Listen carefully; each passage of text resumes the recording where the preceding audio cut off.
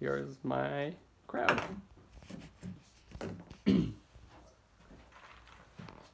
you believe me if I told you half of all U.S. adults are living with diabetes or are pre-diabetic? Well, that's just the case according to Forbes magazine. They said, according to a study published by the Journal of American Medical Medicine, that nearly 50% of U.S. adults are living with diabetes, or onset adult diabetes, which is a condition where an individual already has an elevated blood sugar level and are close to developing full-blown diabetes.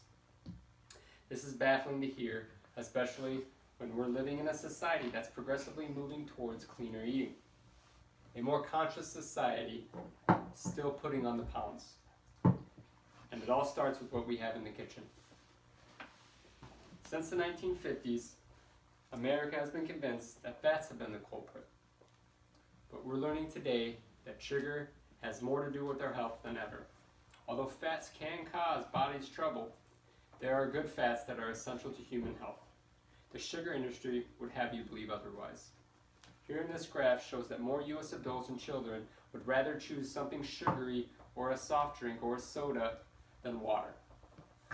The sugar industry have defended that sugar isn't the issue, that portion sizes and calories in and calories out are the reasons why we gain weight.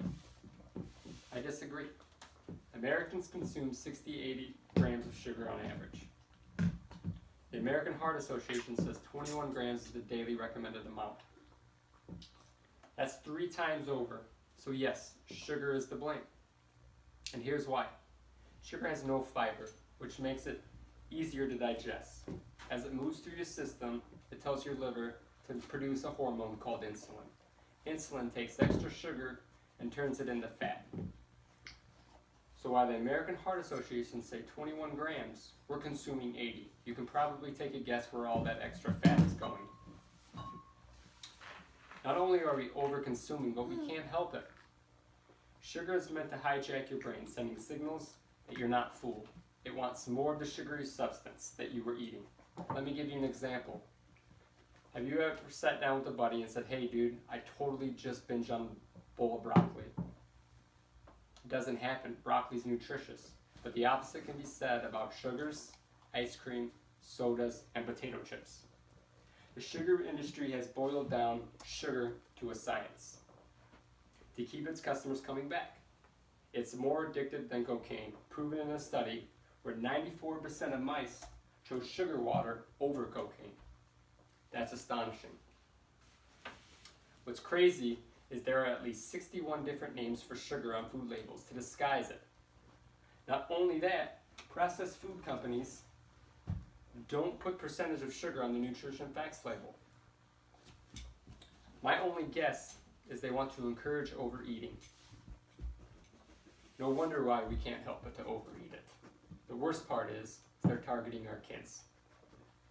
Pizza companies who serve their pizza in schools said in defense when the government introduced the bill calling for double portions of vegetables and fruits in 2012 that pizza, because of the tomato sauce, constitutes as a vegetable because it provides vitamins A and C. Doesn't look like a vegetable to me, but that's what they would have you believe. And oh, by the way, tomato sauce has 10 grams of sugar for every 2 ounces. So while the coffers of the sugar industry get fatter, so do our children.